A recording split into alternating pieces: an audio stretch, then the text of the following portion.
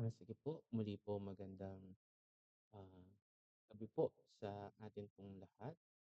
At tayo po ay mag start na po sa ating pong online Bible study. Bagamat po wala pa po yung iba po nating mga kapatid. Pero habang pong hinihintay po natin na tayo po ay mag-start na magbigay po ng papuring pag-aawit at awitin po natin pong palasyo sa kaitaasan.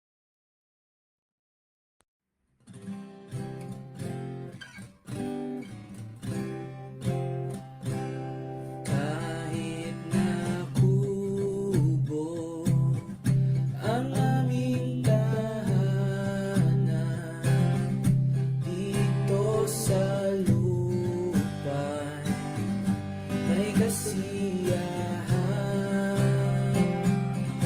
pagkat sa langit may naghihintay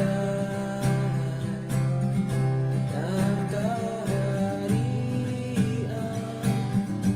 ditong lantan. Ako'y may bahay na di masisira doon sa langit na walang hanggan. Wala nang hapis at laging sariwa sa piling ng Diyos na mayaman. Kahit sa buhay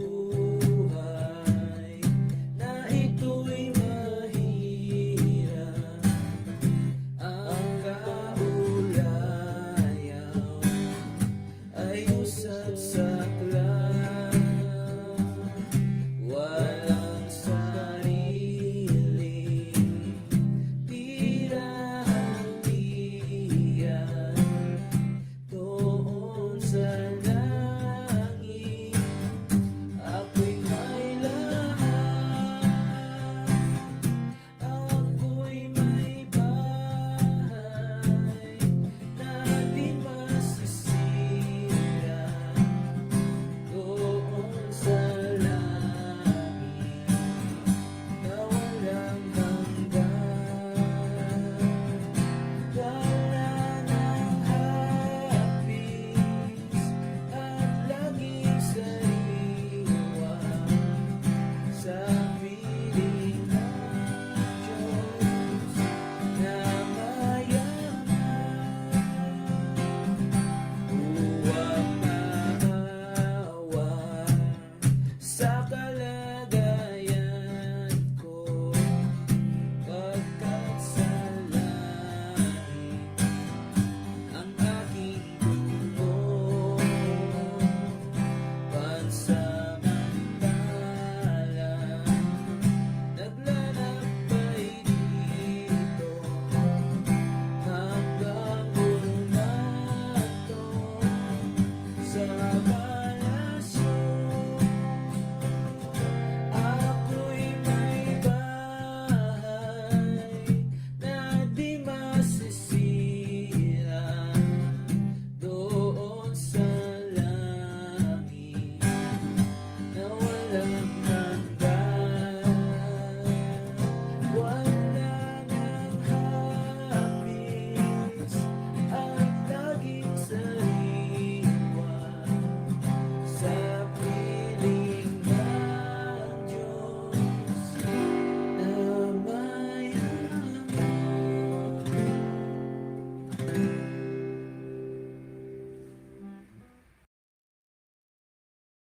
Purihin po ang Diyos sa atin pong inawit po. At muli po para po sa ating pong pagpapatuloy po at tayo po ay minsan pa pong umawit, awitin po natin yung pong sa lupang mataas at bago po tayo mag-start po sa isa pong panalangin.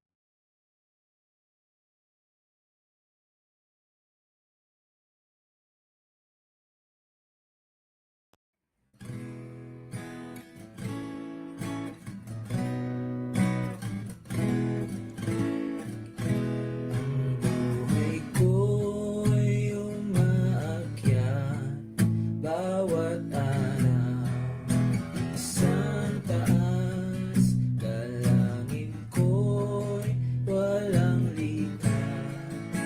sa langit ay init pa. Buhatin mo at itatag ang paa ko sa mataas, kaysa kahapon na tuklas hanggang sa langit tumaas. Ayaw kong laging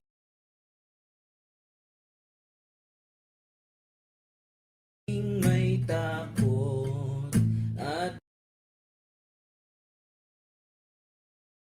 alinlangan ang loob, kung ang iba'y diyan tugtog. Ang nais ko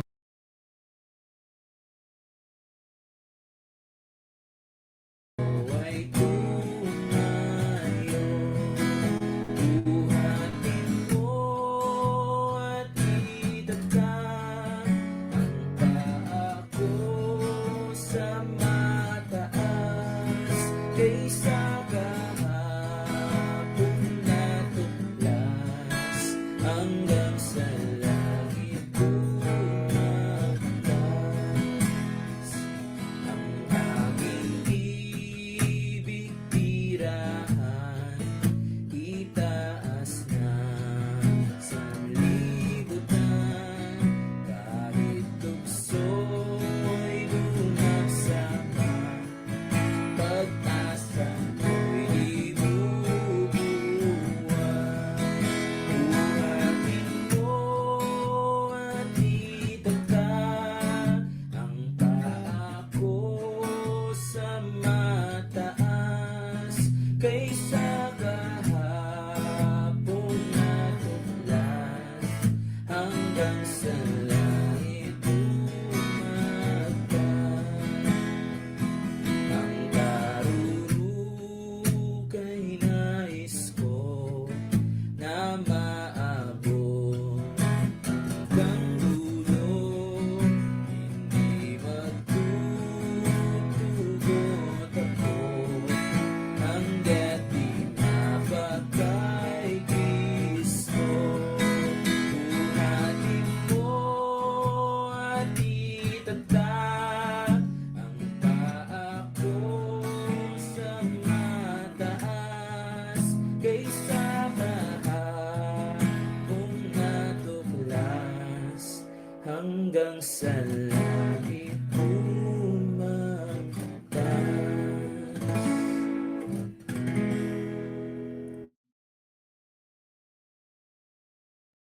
Purihin po ang Diyos sa ating pong mga inawit. Bago po tayo magpatuloy mga kapatid, hiniling ko po na tayo pong lahat ay manalangin at tayo po humingi ng patnubay po sa Diyos para po sa ating online Bible study. Let us pray po. Manaming Diyos na dakila, banal at makapangyarihan sa lahat. Muli po, Ama, kami po ay nagpapasalamat po sa mabiyayang gabi na muli binigay niyo po sa amin. Na po kami ay muli po na makapag-aral, kami pong mapakinggan po ang inyong pong mensahe po sa amin sa pamagitan po ng aming pong online Bible study po. Dalangin po namin patuloy po ang banal na Espiritu ang tumulong po sa amin. Sa gayon po ay malinaw po namin na maunawaan po ang inyong mga salita. Patnubayan niyo po ang bawat isa po sa aming pong mga takanan. Patuloy, pangunahan niyo rin po ang inyong pong anak na gagamitin. Kami din pong dalangin ng mga kapatid po na wala pa po sa aming Google Meet. Kayo rin po ang mag-ingat po sa kanila.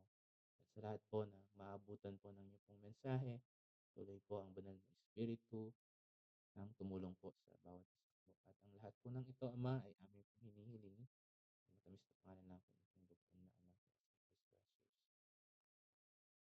Po, muli po magandang gabi po at ngayon po ay ihanda na po natin ang ating pong mga puso't isipan para po sa ating pong pakikinig ng mga salita po ng Diyos. Akin na pong binibigay kay Brother Wilson para sa ating pong Bible study.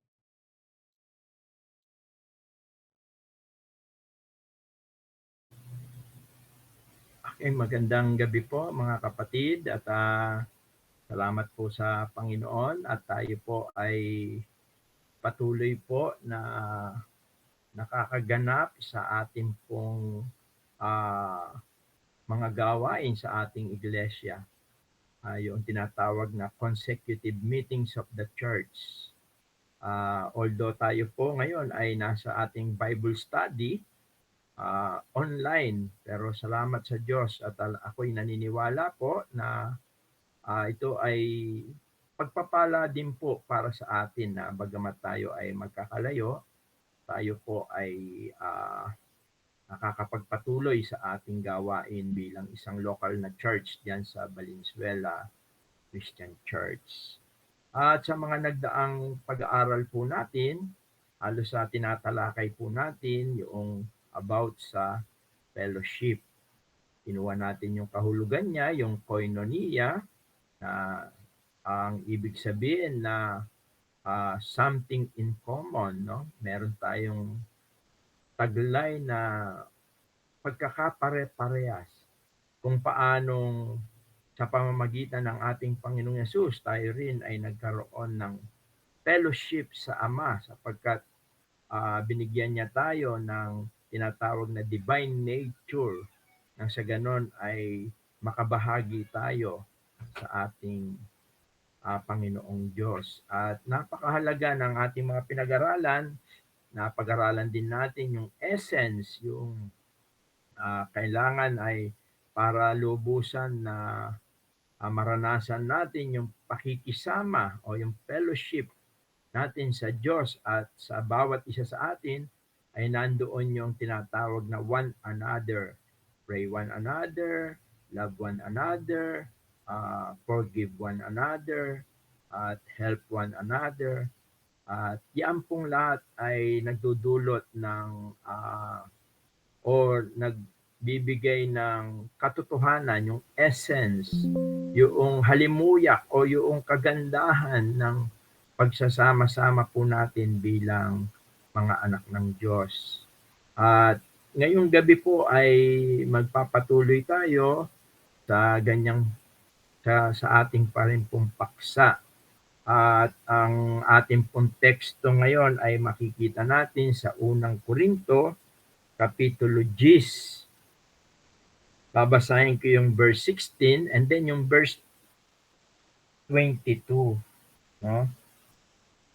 Dalawang talata po ang ating pag-aaralan. 1 Corinthians chapter 16 and then tatalon tayo po ng konti at doon sa verse 22.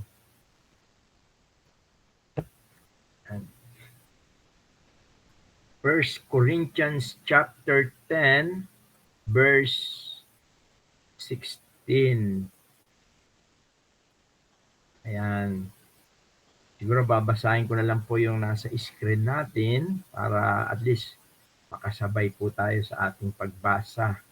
Sabi po rito, ang saro ng pagpapala na ating pinagpapala, hindi baga siyang pakikipag-isa ng dugo ni Kristo. Ang tinapay na ating pinagpuputol-putol, hindi baga siyang pakikipag-isa ng katawan ni Kristo. Sa matandang salin naman po, sa akin, ganito naman po ang ating mababasa. Sabi niya, ang saro ng pagpapala na ating pinagpapala, hindi baga siya ang pakikipag-isa. Parang tama, parehas lang din po, no? Parehas lang ng translation. Pero dito po sa verse 22, ang sabi niya,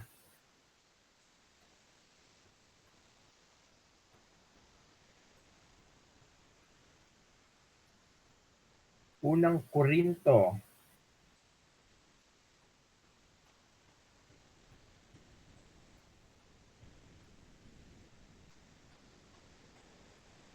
o verse 21 po, siguro verse 21. Sabi po, hindi ninyo may inuman ang saro ng Panginoon at ang saro ng mga demonyo. Kayo'y hindi maaring makisalo sa dulang ng Panginoon at sa dulang ng mga demonyo.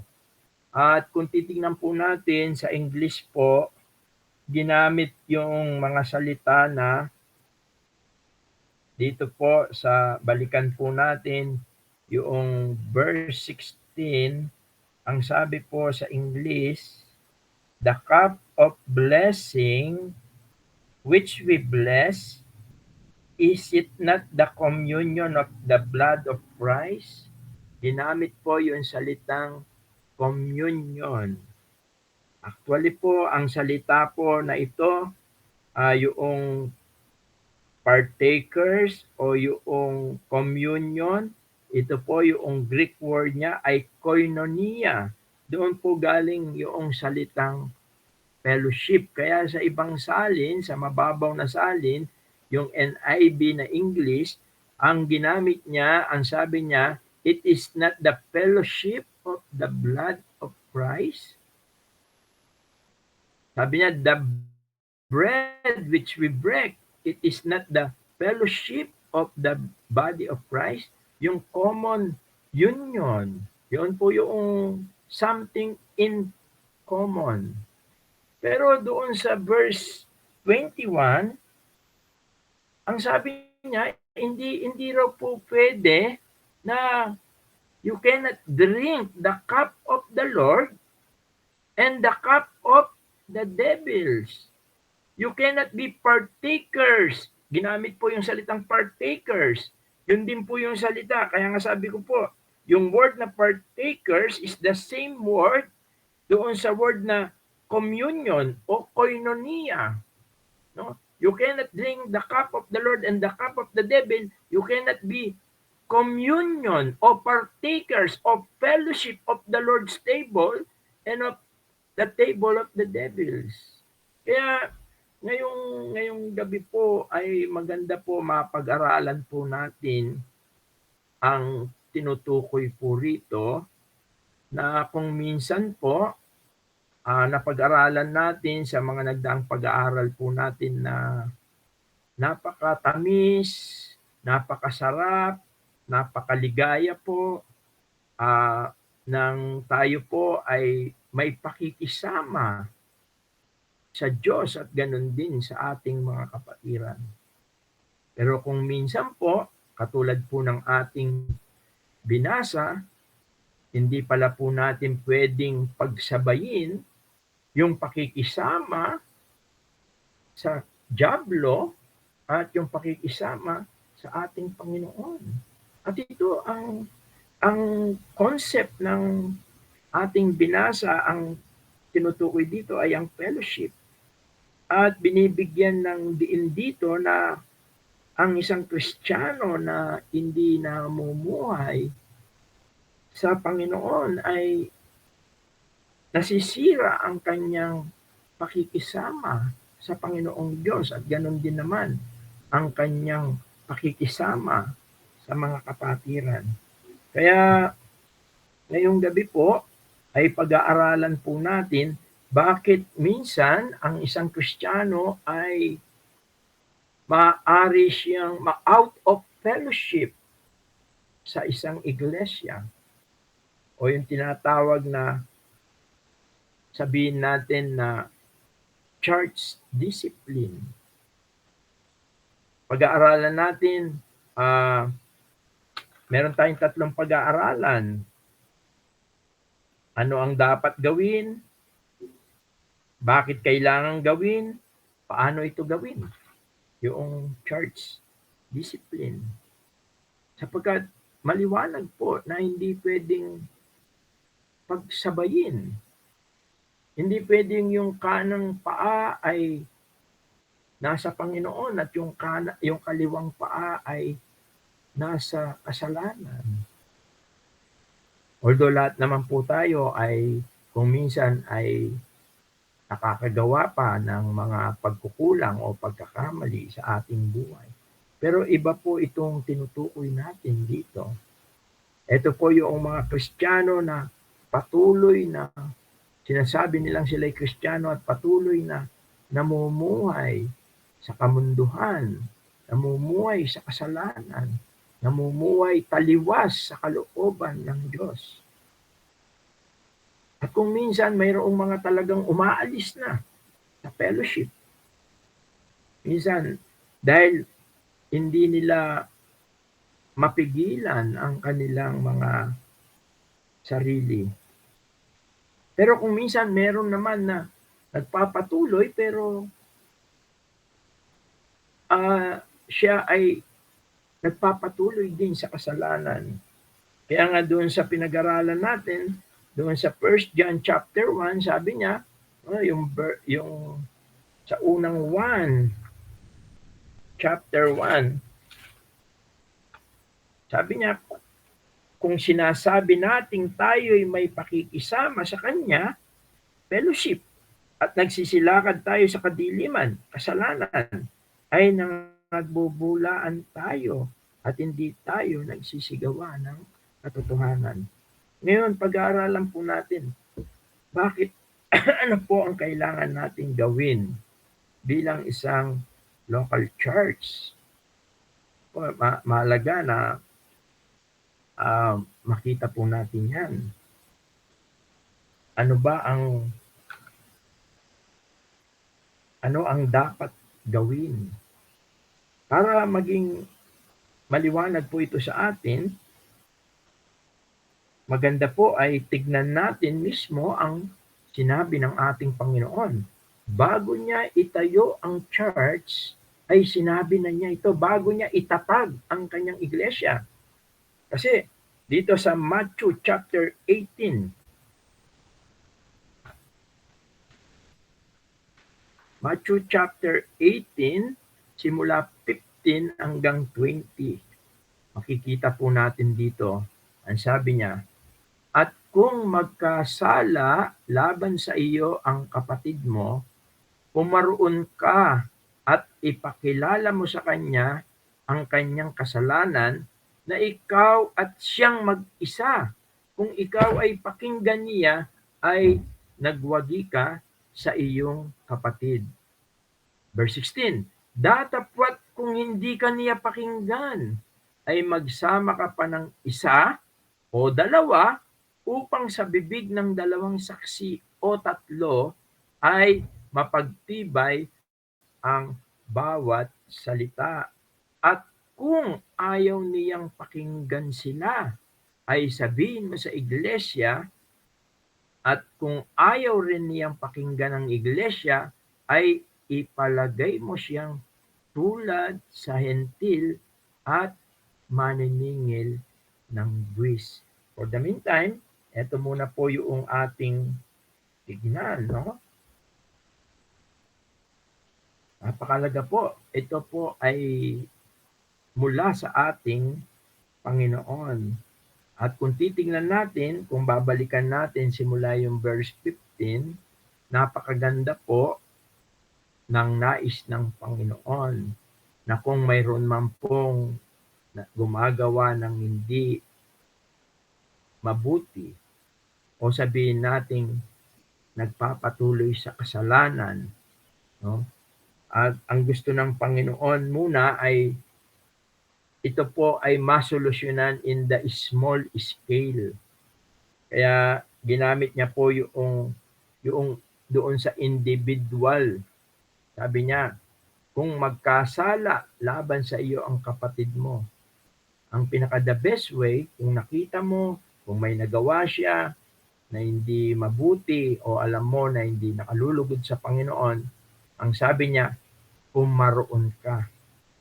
Ikaw na nakaranas, nakakita, noong bagay na ginawa, sinabi, o nagawa, no? Ikaw mismo, masinsinan, one-on-one, mag-usap kayo, manalangin kayo, mag-usap kayo. Kasi ang sabi nga doon sa mga sa baba pa nitong binasa natin, anumang itinatali natin, no? Sabi niya, verse 19, muling sinasabi ko sa inyo na kung pagkasunduan ng dalawa sa inyo sa lupa, ang nauukol sa anumang bagay na kanilang hihingin, ay gagawin sa kanila ng aking Ama na nasa langit. Sapagkat kung saan nagkakatipon ng dalawa o tatlo sa aking pangalan, ay naroon ako sa gitna nila. Kaya dito sa pagkakataong ito, kahit dalawa lamang kayo, maaari kayong pangunahan ng Panginoon, manalangin kayo, and then sabihin natin yung inaakala natin na hindi magandang ginawa o nagawa o nasabi ng isang kapatid, no? At maganda siya ay sabihan, individual, o kayong dalawa lamang. At kung ayon doon sa binasa natin, doon sa verse 15, kung ito ay tinanggap niya, halimbawa, pagkatapos ninyong manalangin, at pagkatapos na nasabi mo sa kanya na kapatid, hindi tama, mali ang bagay na ginawa mo, sinabi mo, hindi yan nakakalugod sa Panginoon. Ang sabi rito, kung ikaw ay pakinggan niya, ay nagwagi ka sa iyong kapatid. Na-win mo siya. Kaya yun, napakaganda ng instruction ng ating Panginoon. Siguro ayaw niya yung lumala. No? Ayaw niyang lumala na kung sino-sino yung pagsasabihan natin ng mga bagay na hindi magandang nagawa ng kapatid. Ang pinakamainam pala ay kausapin, puntahan siya, manalangin kayong dalawa para patnubayan kayo ng Panginoon. Subalit kung magiging matigas ang puso niya at hindi niya tatanggapin ang mga payo, ang mga katotohanan, ang sabi naman sa verse 16, merong second option.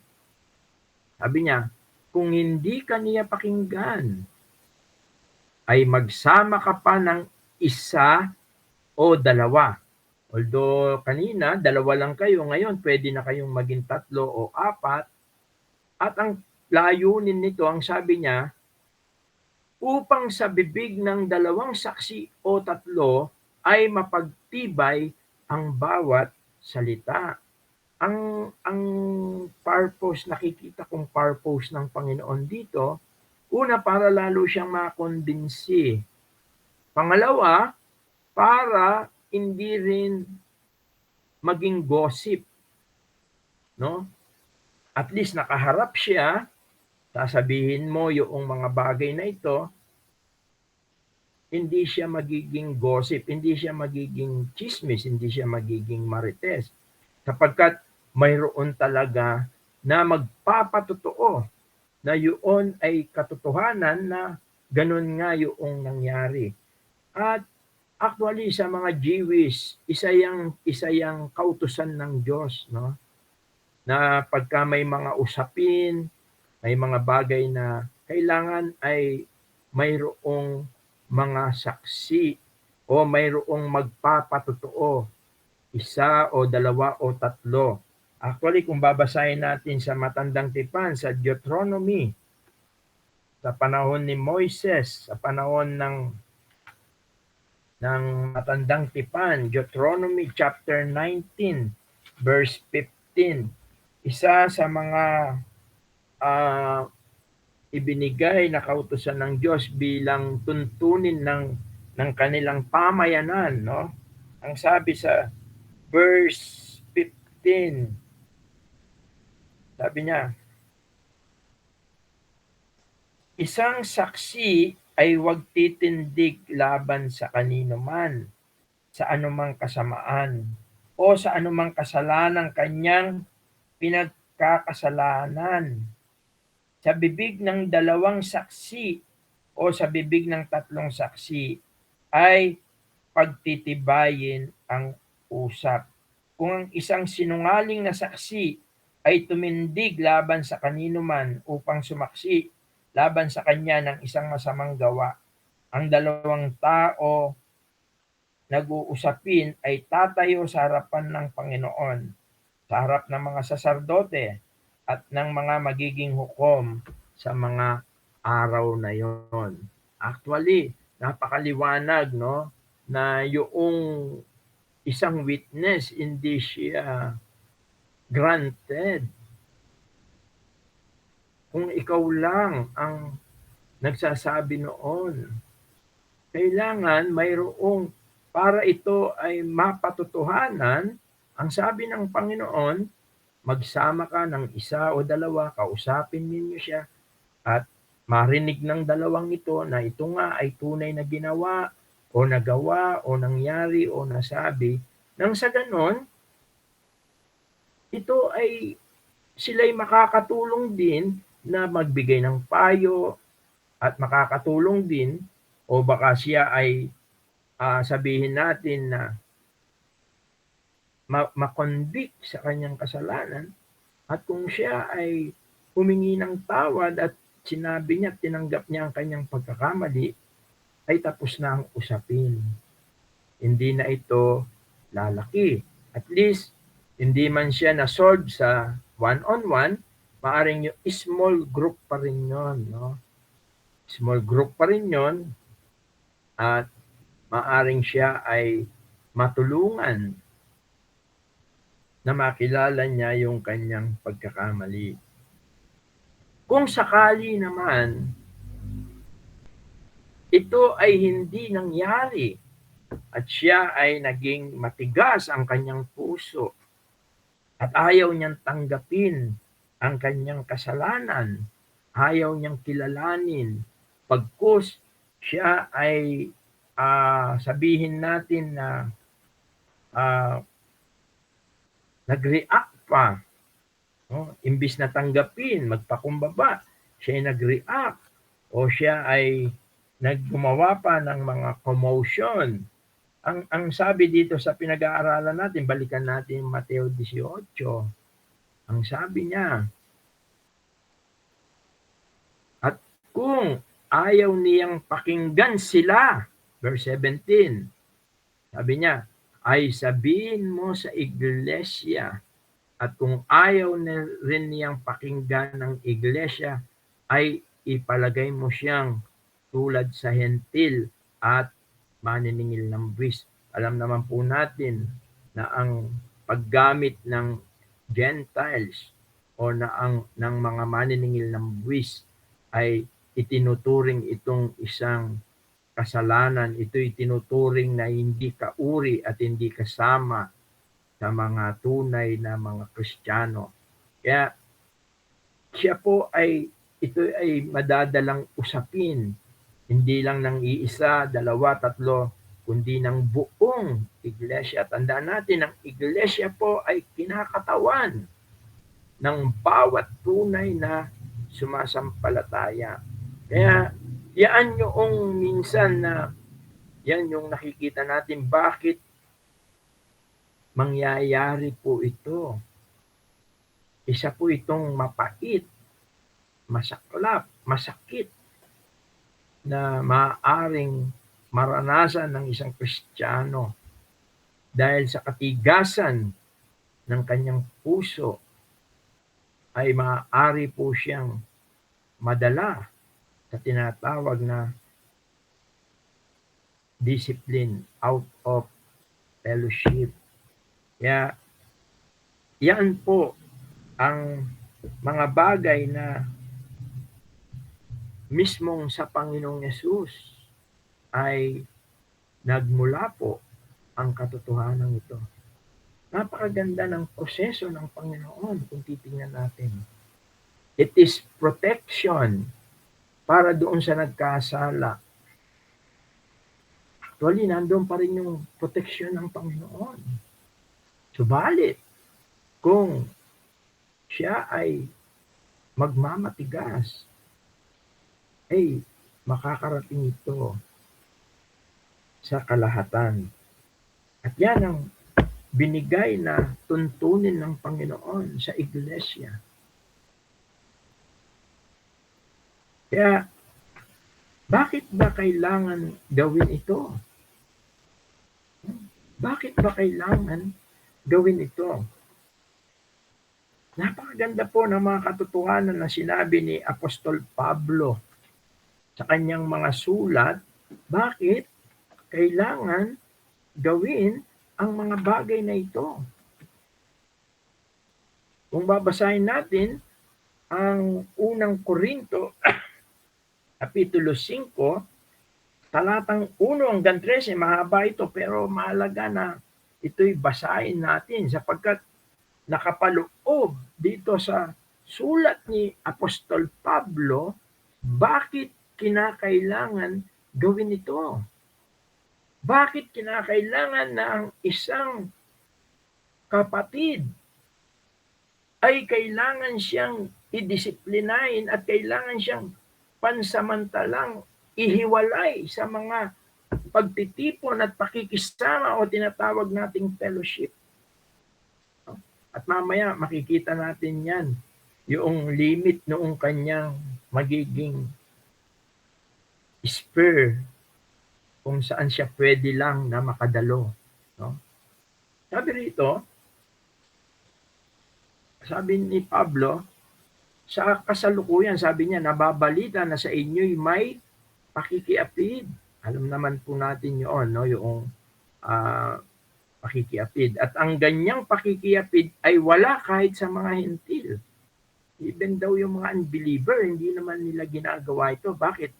Kasi, ang sabi niya, na isa sa inyo'y nag-aari ng asawa ng kanyang ama. Mabigat po ito, no?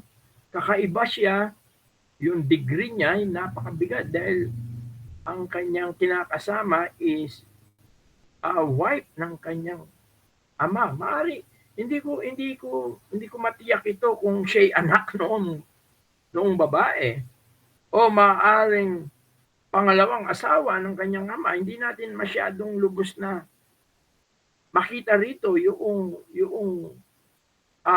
pero maaring kasi hindi niya sinabi rito nag-aari ng kanyang ina.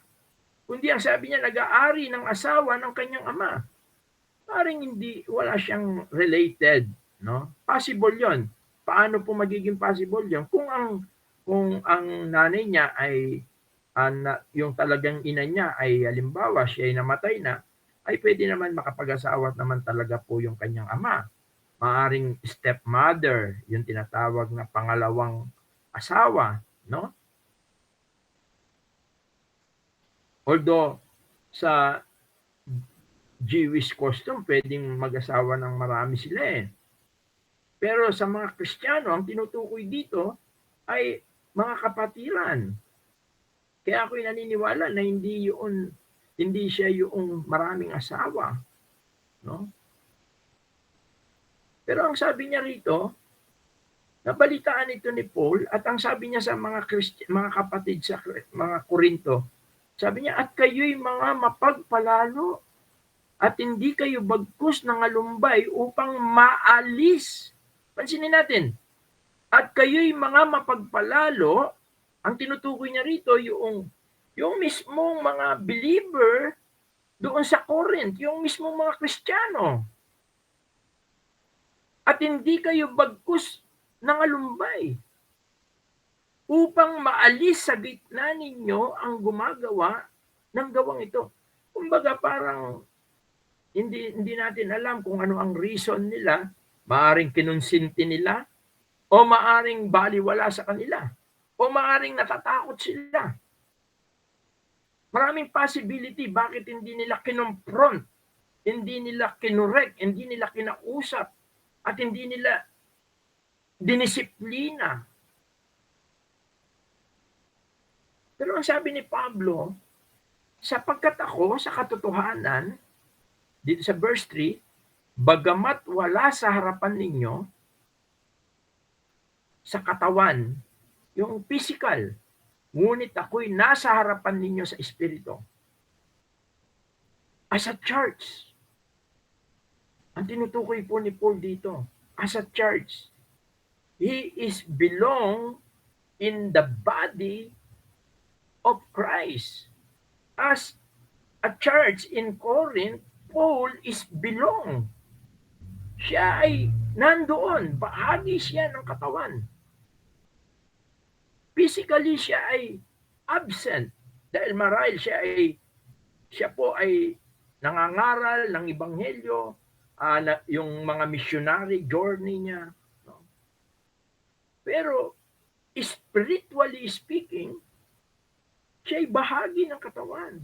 He is a part of the body of Christ sapagkat ang iglesia ay inialintulad sa katawan.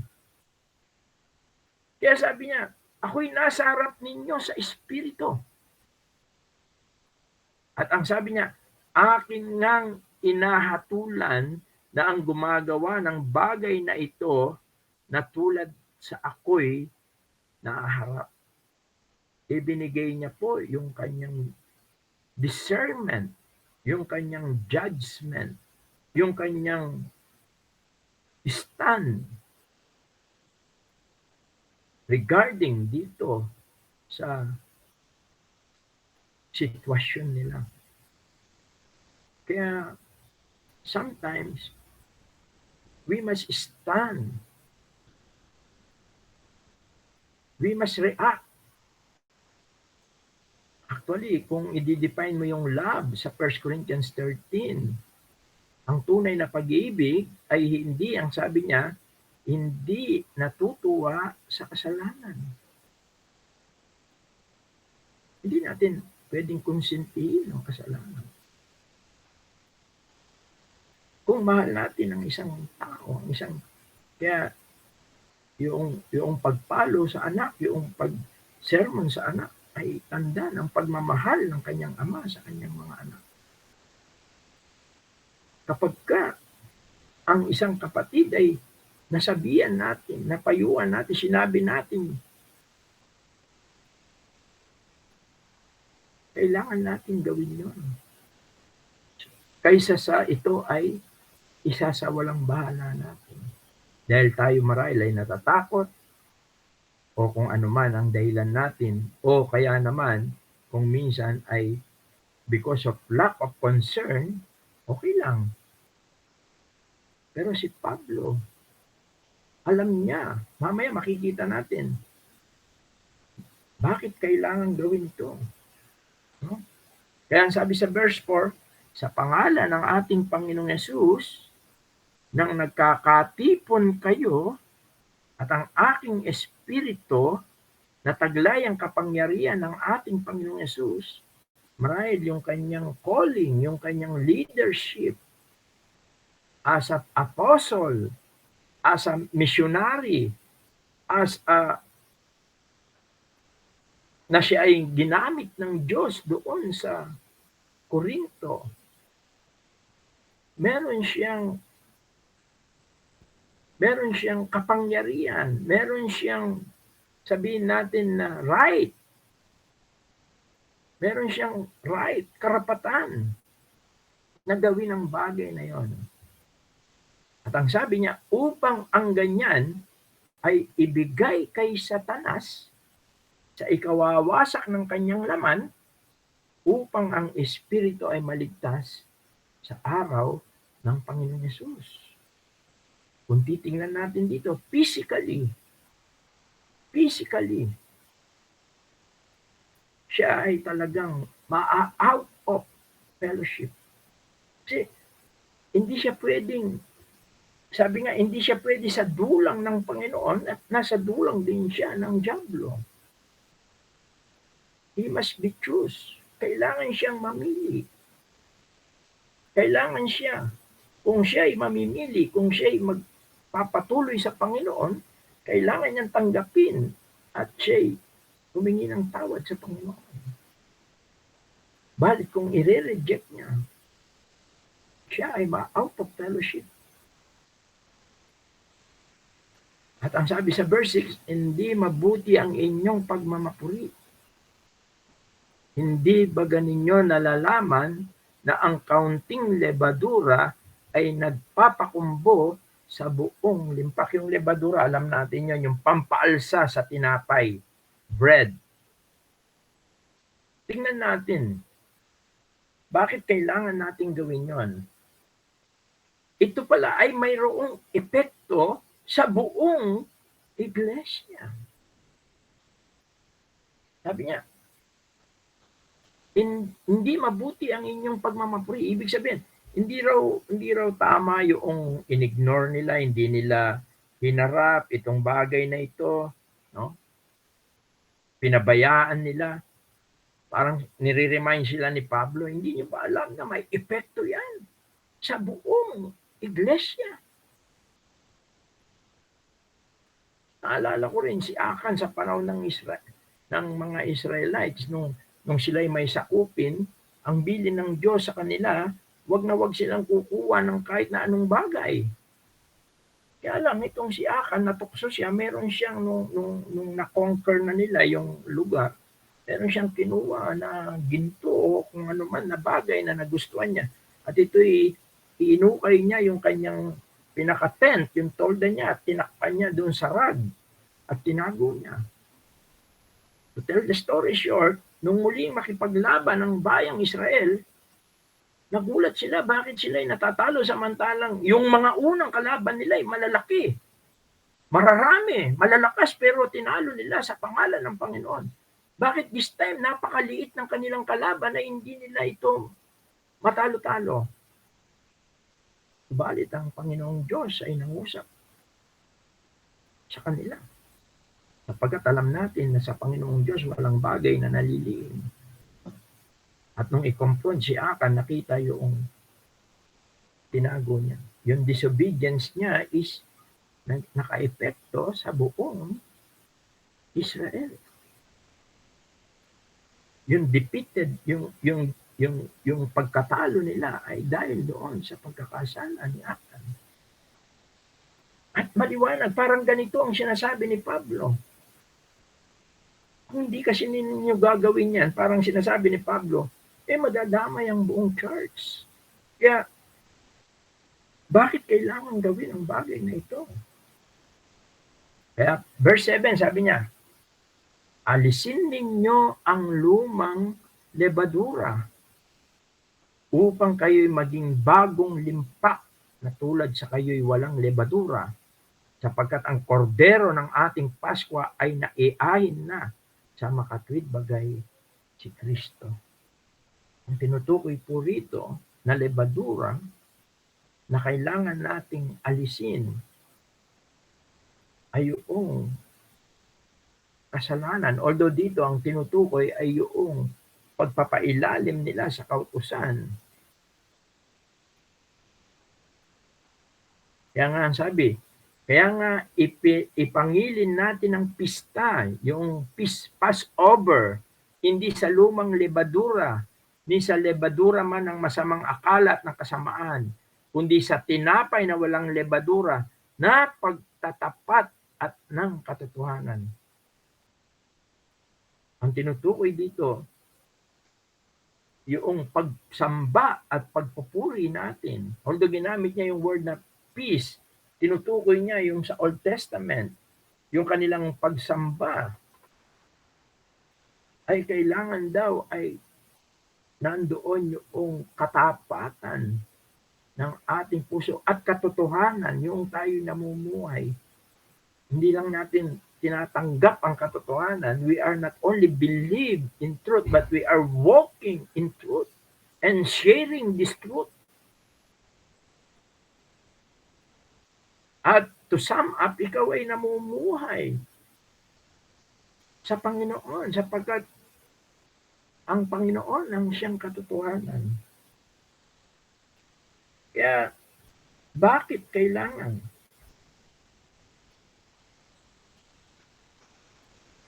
Bakit kailangan siyang alisin?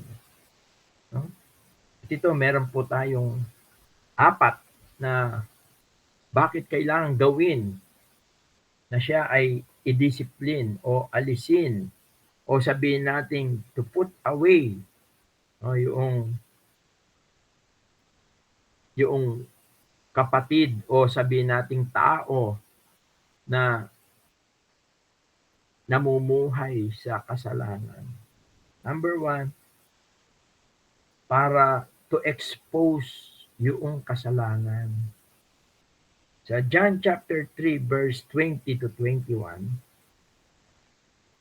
kasi minsan mayroong mga ganon na Hindi mo mapapansin, no, pagka nasa church, nasa pagtitipon, makikita mo very gentle sila, very holy, o yung holiness makikita mo.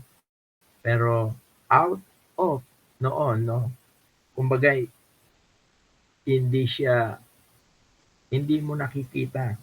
Kaya yung bagay na yon kailangan na ma-expose. Ang sabi sa John chapter 3, 20-21, sabi niya, sapagkat ang bawat isa na gumagawa ng masama ay napopoot sa ilaw at hindi lumalapit sa ilaw upang wag masaway ang kanyang mga gawa.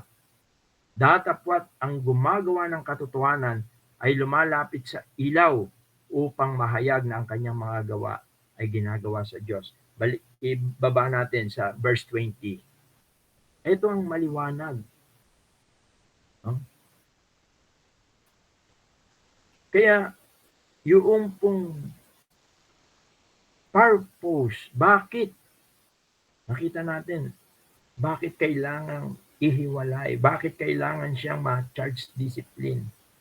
Bakit kailangan mahayag yung kanyang mga nagawa? Pagkatapos na siya kausapin ng isa, ng pangalawa, ng dalawa o tatlo, bakit kailangan siyang mahayag sa iglesia? Para ma-expose yung kanyang ginagawa.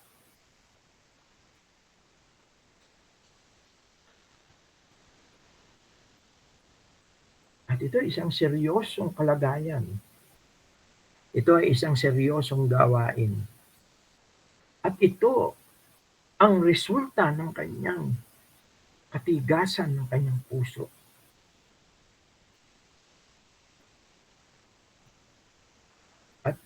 At napakalungkot po niyan. Sabi nga sa Ephesians 5:11-14. No? Ephesians 5:11-14. Ang sabi po rito, at huwag kayong makibahagi sa mga walang mapakinabang na gawa ng kadiliman, kundi bagkus inyong sawatain, sapagkat ang mga bagay na ginagawa nila sa lihim ay mahalay na salitain man lamang. Verse 13, datapwat ang lahat ng mga bagay pagkasawata itinatanyag ng kaliwanagan, sapagkat ang lahat ng mga bagay na itinatanyag ay kaliwanagan. Kaya sinabi niya, gumising kang natutulog at magbangon sa gitna ng mga patay at liliwanagan ka ni Kristo. Yung pong, alam niyo, paano po natin gagawin, bakit po ginagawa ito? Para ma-expose po siya, para hindi po tayo makibahagi sa Kanya. Kung ibababa natin mula doon sa verse 11, dito sa ating, sabi niya, huwag kayong makibahagi sa mga walang mapapakinabangan na gawa ng kadiliman.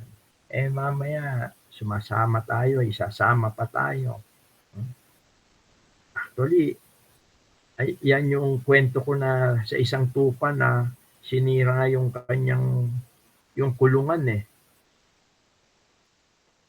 At ang ginawa niya, lumayas siya, umalis siya, at bumalik siya, nagsama pa siya ng ibang tupa, kaya nung makita ng pastol, galit na galit eh.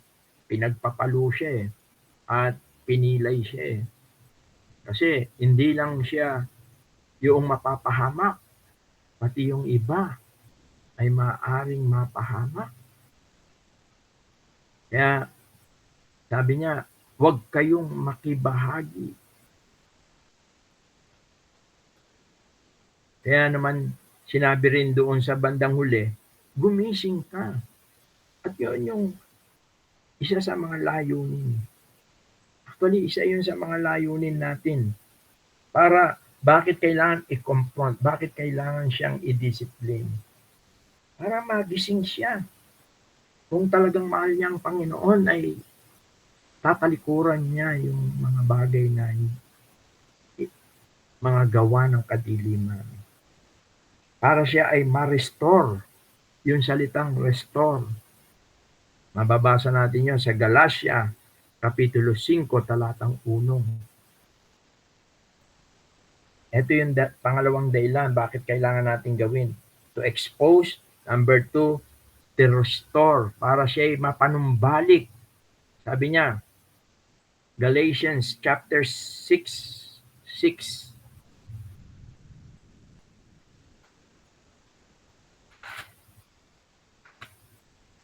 verse 1, sabi niya, mga kapatid, kung ang sino man ay masumpungan sa anumang pagsuway, kayong mga sa espiritu ay inyong papanumbalikin. Yun po yung salitang restore.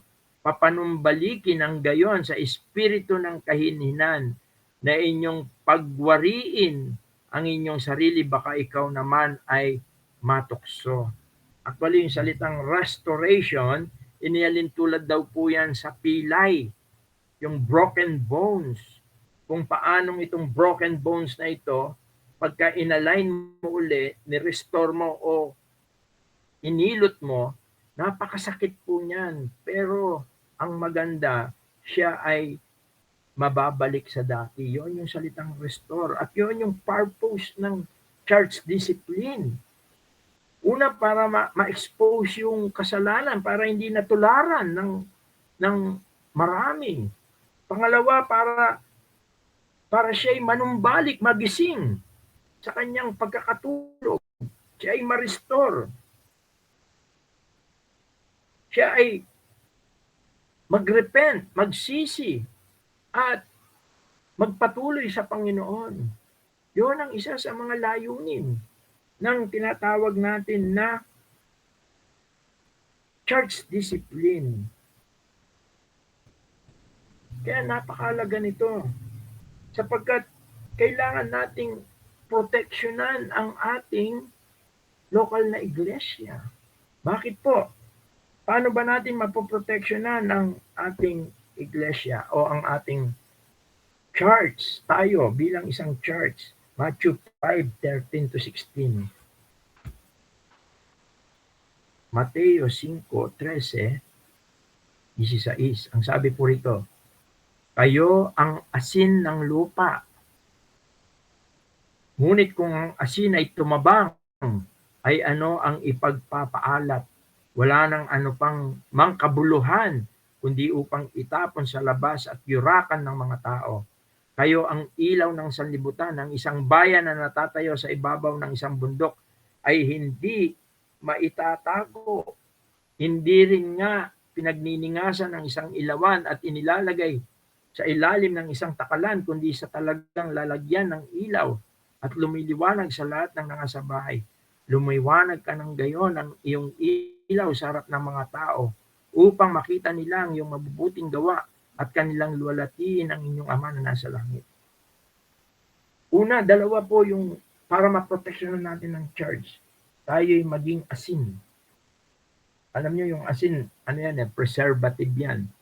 Very important yan sa pagsasacrifice o pag-aalay, paghahandog ng mga Hudyo sapagkat napipreserve nila yung kanilang mga sacrifice. At tumutukoy yan sa buhay natin. Even yung let your light so shine. Ayan yung pamumuhay natin. Sa pamamagitan ng pamumuhay natin, yung paglakad natin sa Panginoon, napoproteksyonan natin ang ating iglesia. Subalit, kung tayo ay namumuhay sa kadiliman, pagkatapos nandun tayo, ang sabi, yuyurakan ng mga tao, hindi na po maniniwala ang mga tao sa atin. Kaya, napakahalaga. Bakit kailangan natin kung minsan na gawin yung church discipline? At higit sa lahat, baka itong taong ito ay hindi pa talaga Kristiyano. At ang disiplina ay nagpapahiwatig ng mas mabigat na kahatulan na maaari niyang maranasan. Baka siya ay hindi patunay na mananampalataya. Baka siya ay sabihin natin na siya ay talagang hindi pa nakakilala sa Panginoon. Dito sa Galatia chapter 5, tinawag ni Pablo yung ganyang mga kalagayan na nahulog sa biyaya.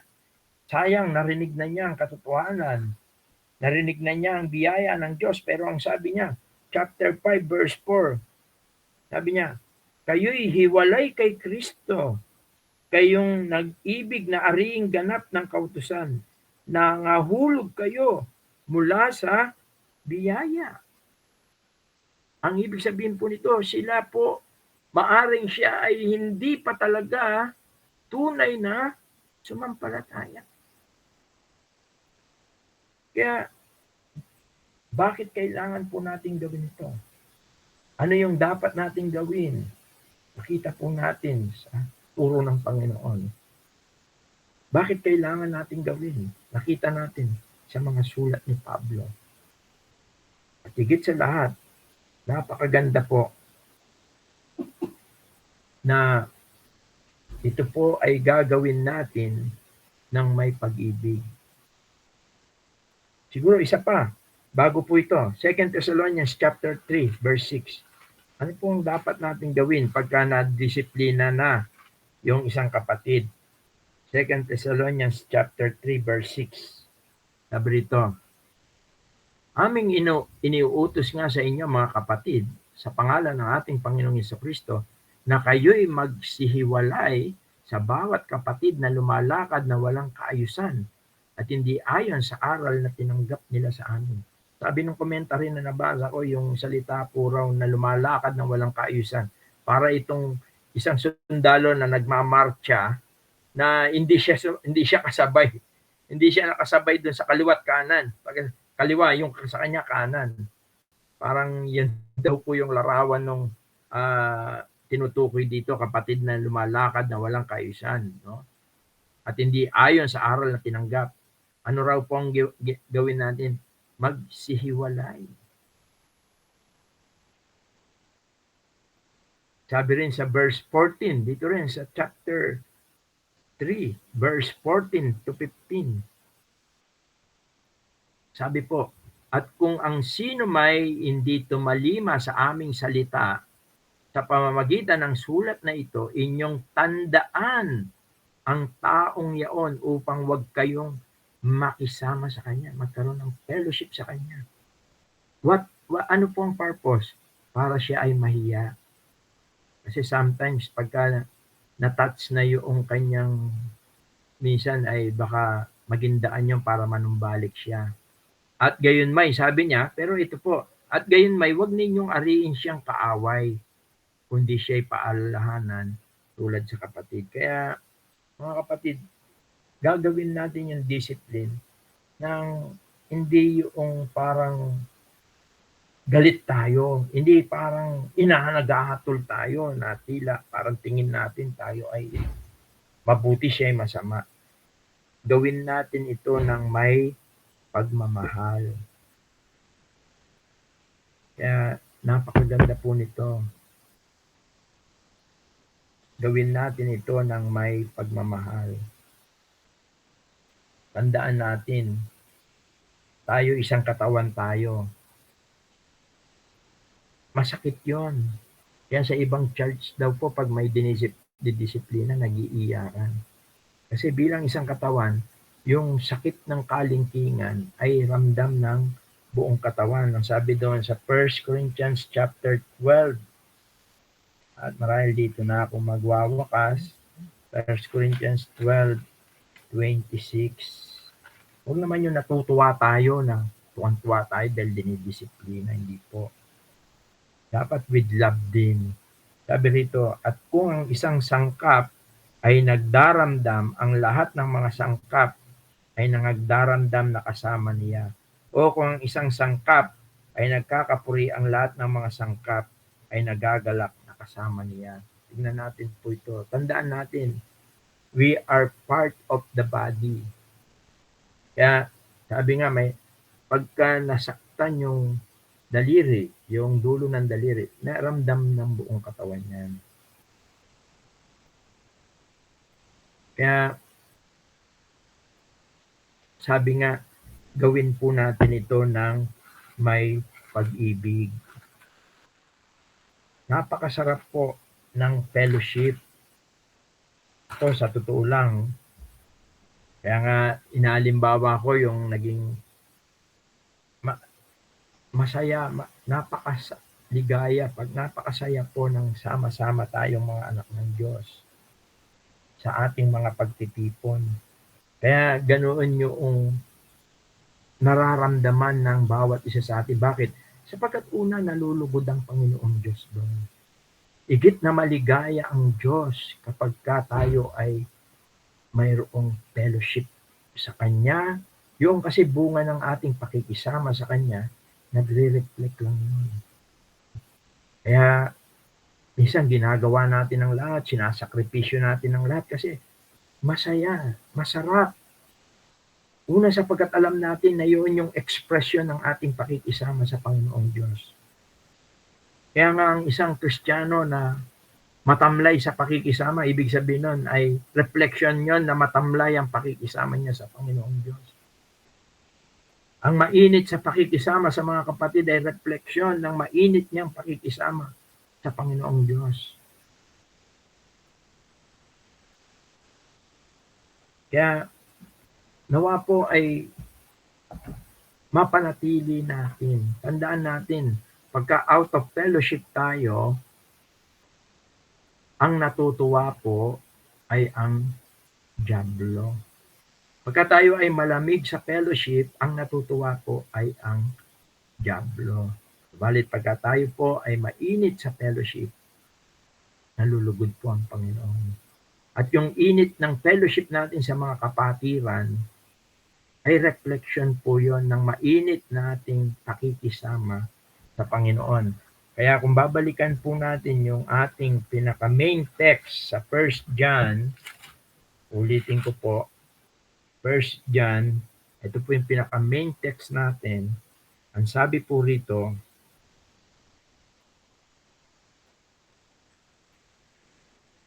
sabi po, verse 3, yaong aming nakita at narinig ay siya ring naming ibinabalita sa inyo. At yon ay walang iba kundi ang ating Panginoon. Upang kayo naman ay magkaroon ng pakikisama, fellowship sa amin.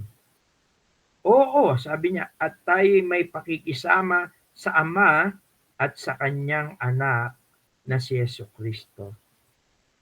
At ang mga bagay na ito ay aming sinusulat upang ang ating kagalakan ay malubos. At ito ang pasabing aming narinig sa Kanya at sa inyo'y aming ibinabalita na ang Diyos ay ilaw at sa Kanya'y walang anumang kadiliman. Kung sinabi natin tayo'y may pakikisama sa Kanya at nagsisilakad tayo sa kadiliman, ay nangagbubulaan tayo at hindi tayo nagsisigawa ng katotohanan. Ngunit kung tayo nagsisilakad sa liwanag, na gaya niyang nasa liwanag, ay may pakikisama tayo sa isa't isa at nililinis tayo ng dugo ni Jesus na Kanyang anak sa lahat ng kasalanan. Kung sinasabi natin tayo'y walang kasalanan, ay ating dinadaya ang ating sarili at ang katotohanan ay wala sa atin.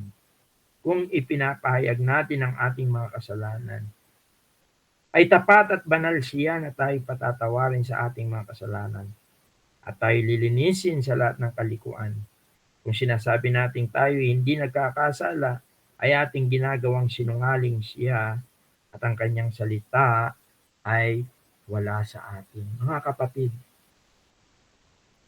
malulubos po ang ating kagalakan kapag maayos ang ating pakikisama sa Diyos. At ang Diyos, ang sabi nga, siya'y liwanag. Sa Kanya'y walang kadiliman. Kaya, kung mayroon pong mga kapatiran na nasusumpungan, na nagpapatuloy sa kadiliman, kabila ng siya ay pinuntahan ng isang kapatid na nagmalasakit, nagsabi ng kanyang pagkakamali upang siya'y matuwid, Pagka ito hindi niya tinanggap, pupuntahan siya ng 2 o 3, siya'y kakausapin, nang sa gayon ay matapos ang usapin at siya'y manumbalik sa Panginoon. Subalit kung hindi, siya po ay dadalhin sa iglesia upang siya'y disiplinahin. Bakit po? Para mahayag ang kasalanan niya at wala nang gumawa ng kasalanan na ginagawa niya, at para siya'y mahiya, hindi na natin siya, kailangan natin siyang ihiwalay. Subalit sabi nga, huwag naman na ituring natin siyang kapatid.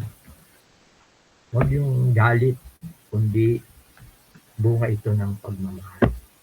Let us pray. Ama, salamat po sa gabing ito. Salamat po at nakita po namin ang mga katotohanan na maaari po na maging sanhi po sa aming buhay na kami po ay mawalay sa fellowship. Huwag mo nawa po, O Diyos, na itulot ito sa buhay namin. Kundi bagkus, matuto kami na tumanggap ng aming mga pagkakamali. At ito po'y aming ipahayag po sa inyo sapagkat kayo po ay tapat at banal. Nagpapatawad ng aming mga kasalanan at naglilinis na siyang patuloy na magbabago sa aming buhay. Salamat po, O Diyos. Nakita namin na kung minsan masakit man po sa amin, kailangan po namin gawin ang bagay na ito. Nang sa ganun po ay maproteksyonan ng inyong iglesia. Salamat po. Naway masumpungan mo kami na maging asin at ilaw. Nang sa ganun ay patuloy na maproteksyonan ang iyong iglesia. Wala po ng ito ay amin pong sinasamo, dinadalangin sa makapangyarihang pangalan po ng iyong bugtong na anak na si Jesus. Amen. Good evening and God bless po sa bawat isa. Ibalik ko muna po sa ating MC. O kung meron po tayong mga katanungan, ay malaya po tayo na makapagtanong at sikapin natin na magkaroon ng kasagutan mula sa salita ng Diyos.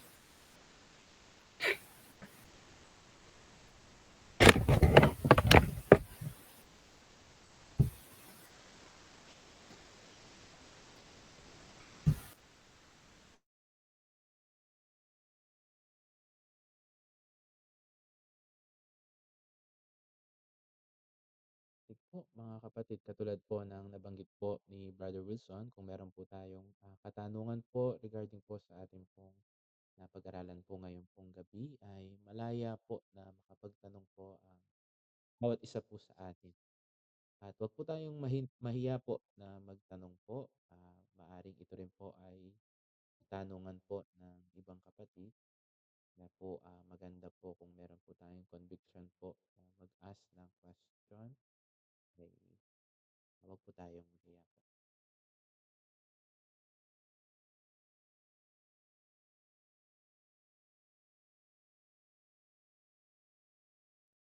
Meron po ba tayong question, mga kapatid?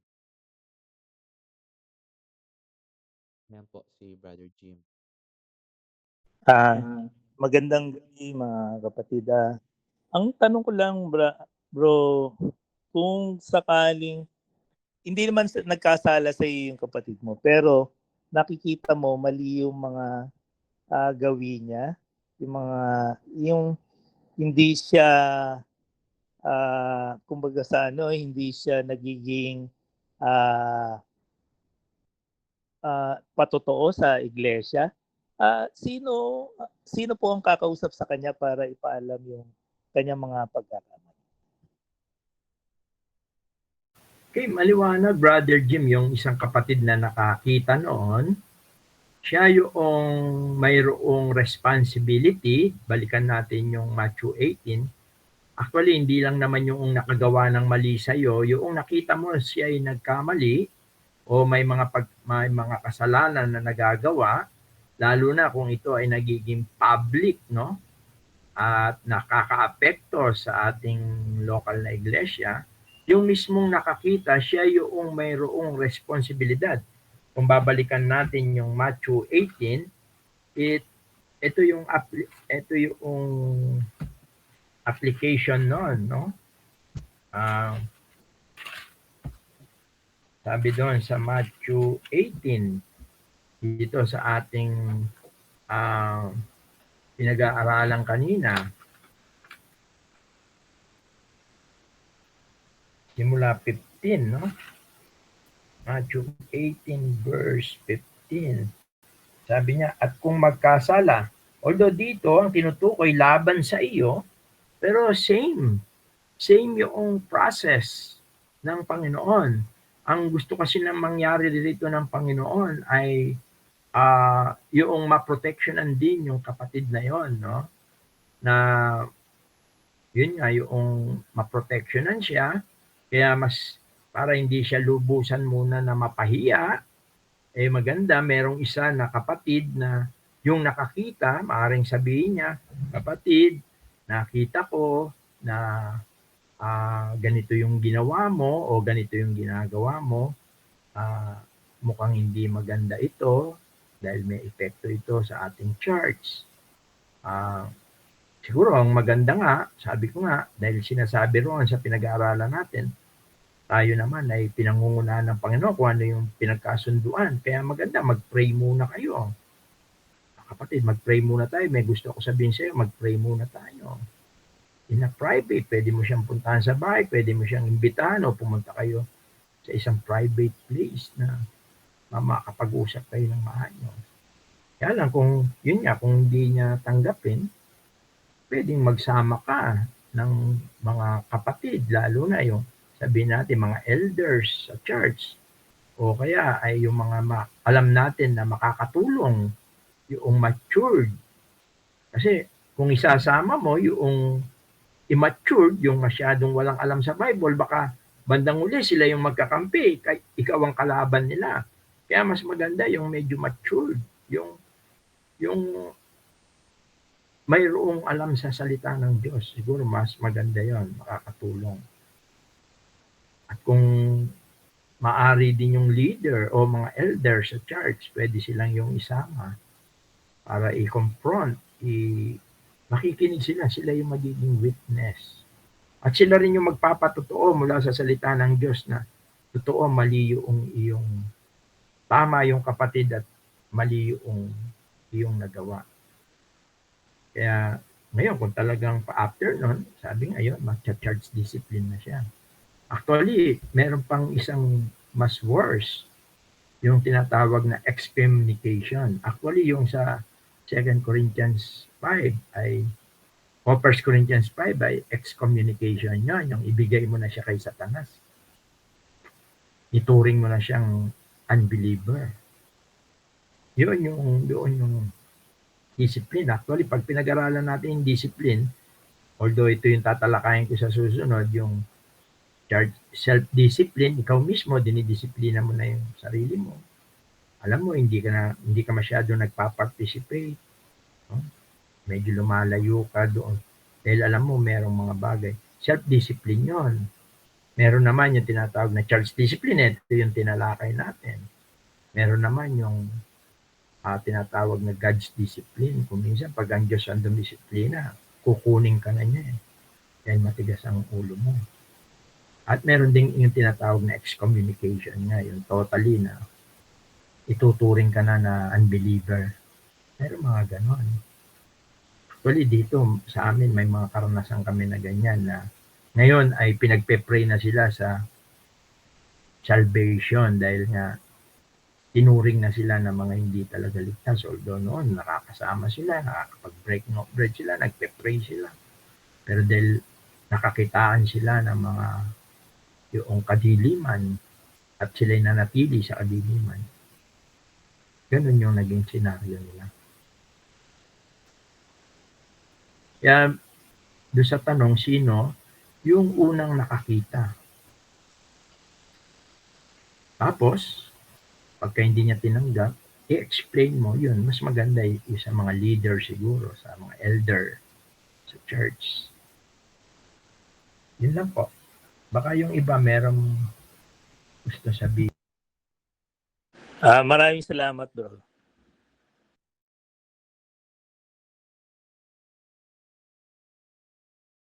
Salamat po. Baka meron pa pong katanungan po sa iba pong mga kapatid bago po tayo mag-close po sa atin pong online Bible study po ngayong gabi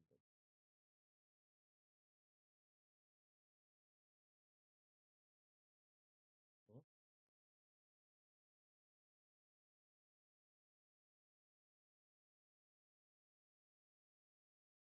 Naka-mute po yata, Brother Wilson. Yung po. Napakahalaga nun sa Thessalonica, sabi niya, tandaan ninyo ang mga bagay na gumagawa noon. Huwag kayong makisama sa kanila. Alam niyo, mabigat yun. Minsan kahit na kapamilya mo siya, actually naranasan namin dito yan, pero mabigat yon. Yung minsan talagang hindi mo ihiwalay ka sa kanya, hindi mo siya kakausapin, hindi mo siya. Ganun ang yun yung consequence noong kanyang ginagawa.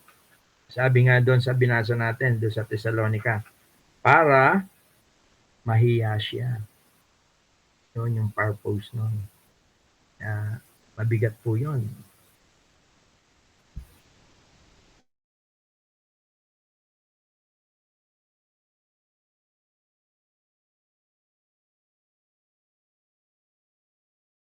Po, salamat po. Last call po. Baka meron pa po tayong mga katanungan po bago po tayo mag-close po sa ating pong online Bible study po ngayong pong gabi.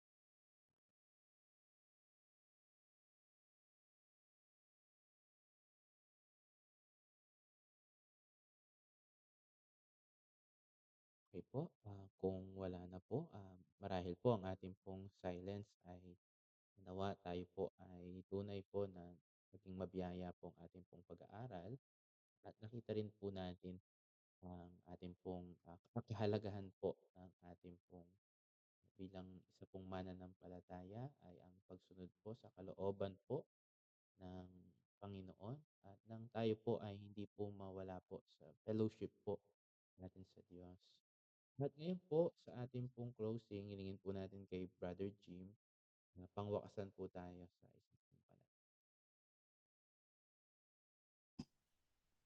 panalangin. Okay po, tayo po ay manalangin.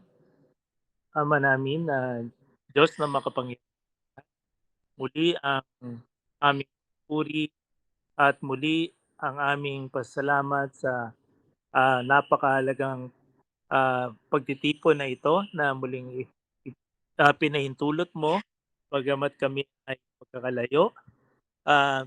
Tabo po kami sa pamamagitan po ng internet. Maraming pong salamat sa malakas na internet connection na pinagkaloob mo.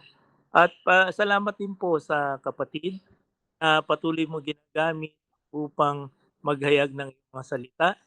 At sa amin pong mga natutunan, patuloy po na ito ay aming magamit at patuloy na ito ay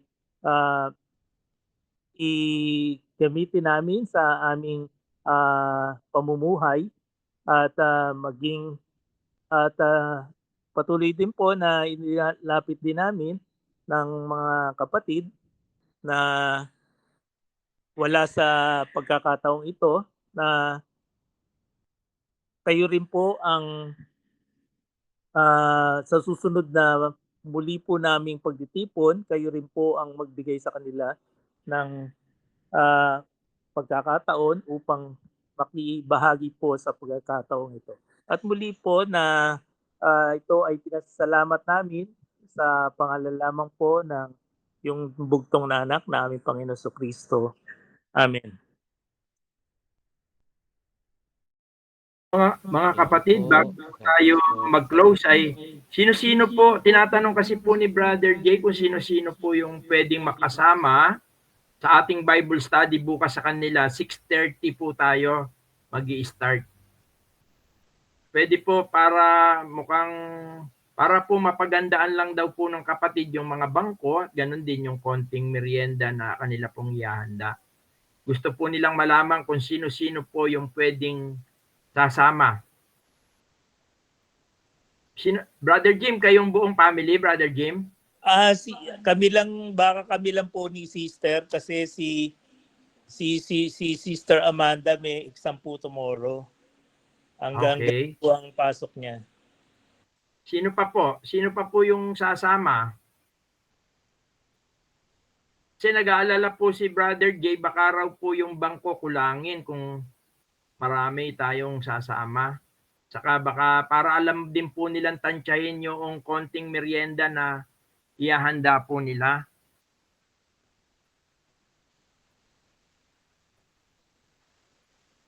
Sister Flor de Lisa, makakasama po kayo? Ate Rosita, sasama kayo bukas?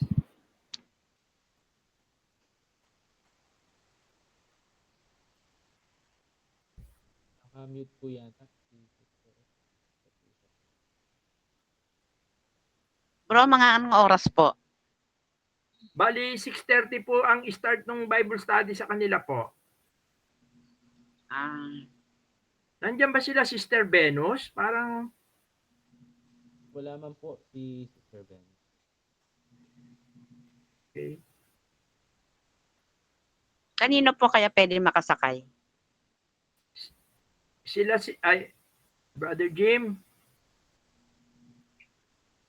Bro, kung sasama si Sister Rosita, sa amin na lang po sumakay. Sige po, salamat po. Sabay na lang po ako sa inyo. Sila Sister Meds. Hindi, ganito po, kung marami pong sasama kasi, baka baka dadaan na lang kami ni Brother Jan, no? Brother Jan. Yes po. Yes, alright.